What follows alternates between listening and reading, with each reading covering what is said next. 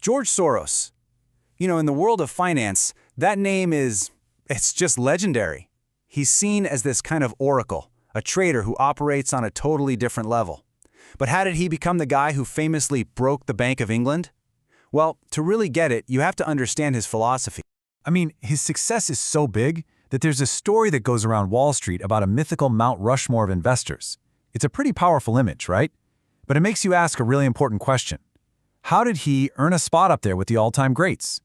The answer isn't just in his trades, it's in his completely unique way of seeing the world. And the numbers, they're just staggering. Get this, $1,000 invested in his quantum fund back in 1969 would be worth over $2 million today. That kind of performance, that's not just skill. No way. It's the result of a really profound and, honestly, a pretty radical philosophy. So, what was his secret? To figure that out, we have to dig deeper than just the numbers. We need to uncover the strategy, the mindset, and the core philosophy that was guiding his every single move. Okay, so the first layer of his secret is the machine he built, the quantum fund. And this wasn't your typical collection of stocks, not at all. Soros engineered a completely different kind of investment vehicle, one that was designed to operate in a way that most others just couldn't. Soros himself had this brilliant way of describing it. He said a normal portfolio is kind of flat, like a piece of paper. But his quantum fund, he saw it as a three-dimensional structure. Think of it like a complex building of risks and profit opportunities, all built on a foundation of equity, but reaching much, much higher. And he built this structure using three really powerful tools. First, leverage. That's using borrowed money to make his bets bigger. Second, he made these huge macro bets on the direction of entire economies. And third, short selling, profiting when he believed an asset was about to fall. So this wasn't just investing, it was operating a complex, multi-level machine. But look, the tools were only part of the story. The next layer down is his totally unique psychological framework. And this is where Soros really breaks away from the pack. This right here is his core belief, and it is a direct challenge to basically a century of financial theory. While everyone else was looking for balance and efficiency in the market, Soros was looking for the flaw, the mistake. He was looking for the mass delusion that he could then exploit. He even had a name for himself. He wasn't a security analyst, he was an insecurity analyst. He completely embraced the idea that he could be wrong at any given moment. And that deep sense of his own fallibility, that wasn't a weakness. It was his greatest strength. It kept him constantly on his toes, searching for the crack in his own logic before the market found it for him. And this quote just captures his radical view on failure perfectly. You know how most investors, when they're wrong, they double down? Their ego gets in the way?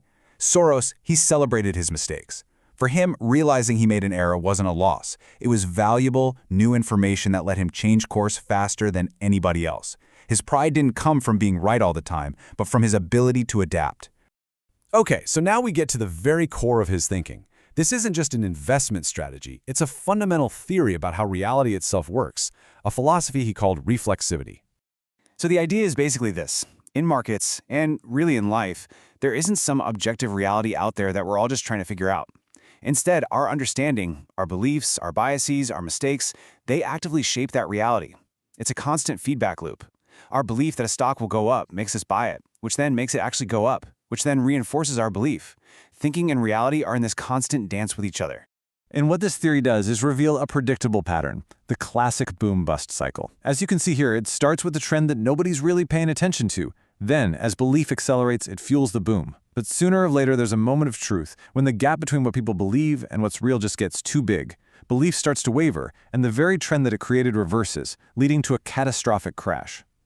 Soros didn't just see these bubbles, he felt like he had a map for them.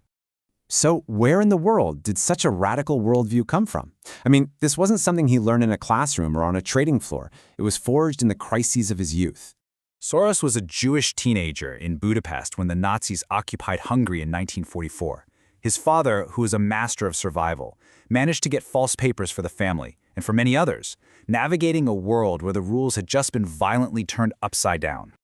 Now, this is going to sound incredible, but Soros actually described this horrific time as the happiest and most formative year of his life.